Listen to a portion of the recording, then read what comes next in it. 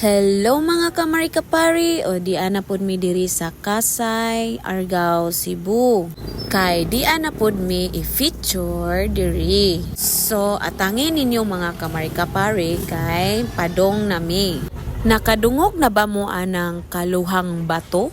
Kung wala, tapusa og humananing video og ayaw i-scroll. Galakaw rami mga kamari-kapari kay dili naman masulod ang motor.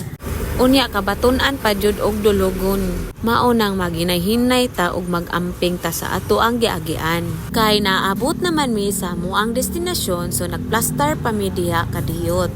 Dili nato dugay-dugayon ato dayon ipakita ang kaluhang bato. Ang kaluhang bato sa Kasay, Argao kay karon kay gitawag na siya og Turtle Rock. Nakaari na ko diri sa una kaso wala ko ka-feature ani kay wala pa man ko ga-vlog aning time. So ikaduha na ni na kong anhi. So kani nga Turtle Rock is na-locate ni siya sa Kasay, Argao. Kung nangita gani mo og kaliguan nga free ra, perfect jud kaayo ni ninyo.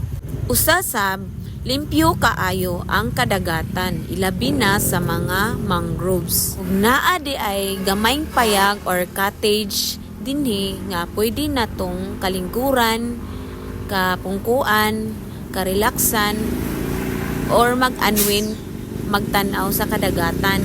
Pwede kaayo mo magtambay diri kay libre ra jud siya sa tanan. Unya, wala pa man mi nakapamahaw kapaniud to, so nagplaster na mi diya o nagsugod na mi og andam nga mangaon na pod mi.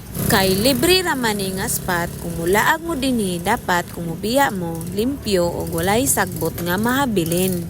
Dili na to biyaan atong mga kalat aron magpabilin gihapon ang maanindot sa kadagatan. Kay gipanggutom naman ang mahinang mga nilalang so mangaon na pod di ay mi. Sa dili pa ko mukaon mag-video sa ko nila kay para naapod tay ka content no. Shout out di ay ko ni El Pobre og ni Tanli Vlog so padayon mo sa inyuhang pagkaon. Og arena po di ay ta diri sa mga main character kay gipanggusla na sila. Samtang mangaon mo dinhi so pwede kaayo mo mudungaw dinha sa dagat. O makita man ninyo ang palibot nga perti jong nindota, presko kaayong hangin. Ug taas kaayo imong pananaw, makahupay sa panghuna-huna. O diba unsa pa inyong gidugayan, dali na mo.